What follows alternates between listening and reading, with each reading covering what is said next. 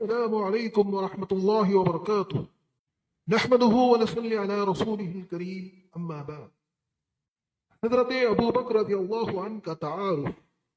حضرت ابو بکر رضی اللہ عنہ کا نام عبداللہ اور کنیت ابو بکر تھی، اور آپ کے والد کا نام عثمان بن عامر تھا، مگر وہ اپنی کنیت ابو قحافہ سے زیادہ مشہور تھے، اور آپ کی پیدائش منا میں ہوئی، اور آپ کا تعلق قریش کے ایک اعلیٰ خاندان تیم بن مرہ سے تھا.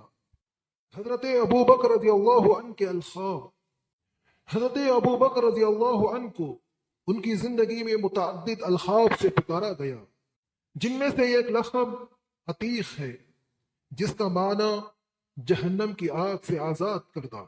حضرت عائشہ رضی اللہ عنہا بیان کرتی ہے کہ ایک مرتبہ ابو بکر رضی اللہ عنہ آپ صلی اللہ علیہ وسلم کی خدمت میں حاضر ہوئے تو آپ صلی اللہ علیہ وسلم نے فرمایا، تمہارے لیے خوشخبری ہے کہ اللہ تعالیٰ نے تمہیں جہنم کی آگ سے آزاد کر دیا. تب سے حضرت ابو بکر رضی اللہ عنہ کو عتیق کہا جانے لگا. اور اسی طرح ابو بکر رضی اللہ عنہ کا دوسرا لقب صدیق ہے، اور یہ لقب بھی آپ کو نبی کریم صلی اللہ علیہ وسلم نے عطا کیا.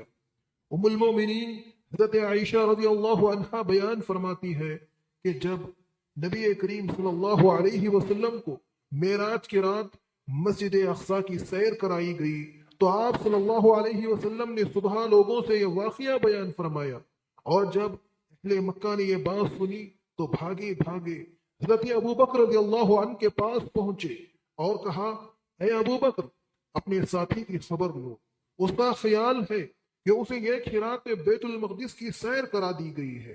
تو ابو بکر رضی اللہ عنہ نے پوچھا، کیا واقعی آپ صلی اللہ علیہ وسلم نے یہ بات کہی؟ تو لوگوں نے کہا، جی ہاں، واقعی آپ نے ایسی ہی بات فرمائی. تو ابو بکر رضی اللہ عنہ نے فوراً کہا، اگر یہ آپ ہی کا ارشاد ہے تو یہ بات بالکل سچ ہے.